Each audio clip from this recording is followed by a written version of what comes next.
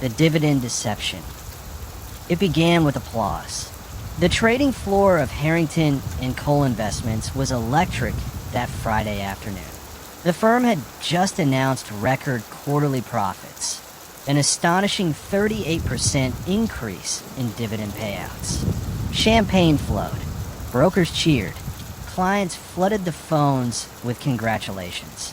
But in a quiet cubicle 2 floors down, Leah Sutton, a junior forensic accountant recently assigned to the firm's compliance division, stared at the internal dividend report on her monitor. Something didn't add up. The discrepancy.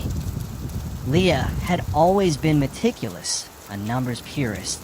As part of her routine review, she noticed a curious mismatch between the declared dividend totals and the actual transfer logs. According to the system, the firm's top 3 funds, Equity Prime, Harrington Growth, and Blue Peak Select, had disbursed over $1.2 billion in dividends. But the escrow records reflected only $960 million. Somewhere, $240 million had evaporated between declaration and payment. At first, she assumed it was a reporting lag. But after a week, the numbers still refused to balance. When she brought the anomaly to her supervisor, he smiled faintly. "It's a timing difference, Leah. Don't get stuck on decimals." But Leah wasn't seeing decimals. She was seeing deception. The pattern. Late nights turned into early mornings as Leah began digging through archived data. She discovered that the same timing differences appeared in 4 previous quarters, each time around the same holidays, each time rounding out at a suspicious 2% of declared profits. That 2% wasn't random. It was deliberate, an internal adjustment used to siphon investor funds under the guise of dividend reserve allocation. When she cross-referenced employee transaction logs, she found that 2 senior partners, Marcus Harrington and Evelyn Cole, the firm's co-founders, had authorized private transfers to affiliate accounts in the Cayman Islands around those same dates. Each transaction description contained just 2 cryptic words: deferred equity. Leah's heart pounded. They're paying dividends to themselves. The whistleblower decision. She faced a dilemma familiar to every honest investigator in a corrupt system: report internally and risk being silenced, or escalate it externally and risk everything. She chose the latter. Using an encrypted whistleblower channel, Leah submitted a 43-page dossier to the Securities and Exchange Commission, SEC, detailing the anomalies, the coded transactions, and her suspicion that Harrington and Cole were running an internal dividend laundering scheme. The submission triggered a quiet storm within the SEC's Division of Financial Enforcement. Assigned to the case was Agent Daniel Pierce, a seasoned forensic auditor known for unraveling high-level corporate deceptions. When he read Leah's report, he reportedly said, "If this checks out, it's one of the biggest corporate thefts of the decade." The investigation. The SEC launched a covert audit, discreetly collecting financial statements and subpoenaing offshore data through mutual legal assistance treaties. Within weeks, the forensic team confirmed Leah's worst fears. The so-called dividend reserves were, in fact, dummy accounts used to reroute investor money into shell companies managed by Harrington and Cole's private trust in Nassau. Those funds were then reintroduced into the firm as third-party investments, creating an illusion of growth. It was financial alchemy, turning theft into profit, laundering greed into credibility. Every quarter, fake dividends were declared, insider trades executed, and falsified financial statements published, all carefully disguised by audit notes signed off by complicit external auditor Grant and Reese LLP. The discovery of collusion. Agent Pierce's team uncovered a secret memorandum between Evelyn Cole and a lead external auditor titled Dividend Reconciliation Strategy. The memo contained step-by-step instructions for balancing reserve shortfalls by fabricating dividend certificates and using a phantom holding company, Carried On Capital Limited, to patch discrepancies. The deeper they dug, the more expansive the web became. Dozens of shell companies, shadow board meetings, and falsified SEC filings dating back 5 years. At the center of it all, Marcus Harrington, the charming face of the firm, celebrated by financial media as a Wall Street visionary. But behind the tailored suits and charitable donations, he was orchestrating one of the most sophisticated dividend frauds in U.S. financial history. The retaliation. When Harrington and Cole sent scrutiny, things turned dark. Leah noticed her access credentials revoked without explanation. Her office computer was wiped.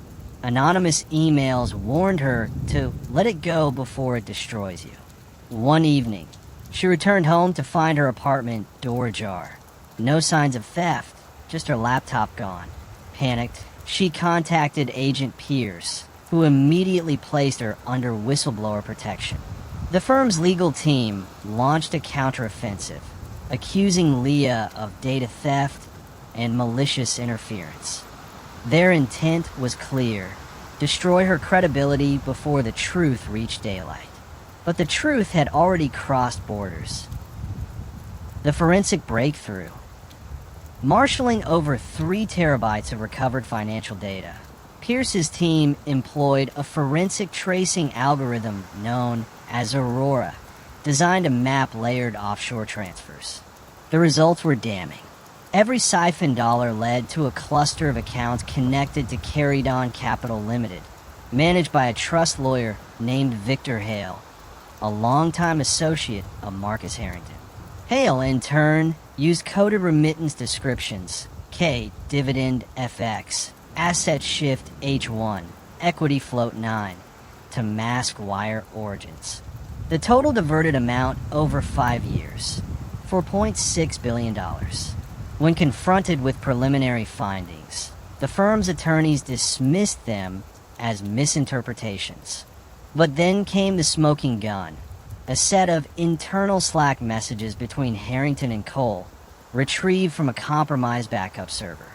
Harrington will classify the 2% as retained reserve. The auditors will cover it. Cole, and if anyone asks, Harrington, tell them it's deferred income. No one questions dividends. The SEC raid. In a pre-dawn operation 6 months later, SEC and federal agents stormed Harrington and Cole's Manhattan headquarters. Employees watched in shock as documents, servers, and laptops were seized. The trading floor went silent. The firm's ticker symbol, HCI, plunged 78% within hours. By nightfall, the media had declared it the Dividend Deception scandal. Leah, hidden under protection, watched from a safe house as her former employers were let out in handcuffs.